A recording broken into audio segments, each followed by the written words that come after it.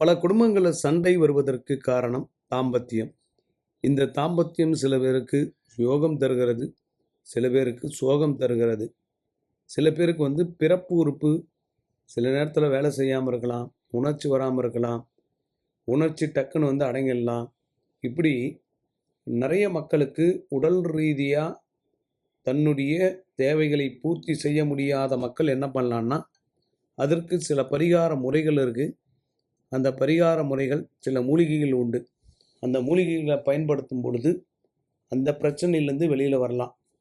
ஒரு குடும்பத்தில் உடல் ரீதியான பிரச்சனைகள் இல்லாமல் இருந்தாலே குடும்பத்தில் சண்டை வராது. தேவைப்படுறவங்க, கூச்சப்படாமல் இருக்கிறவங்க இந்த மூலிகை பொருட்களை வாங்கி பயன்படுத்துங்க. தாம்பத்தியம் சூப்பராக இருக்கும், மகிழ்ச்சியாக இருக்கும். உடல் ரீதியான தாம்பத்தியம் சில நேரத்தில் யோகம் அதிர்ஷ்டத்தை தரும்.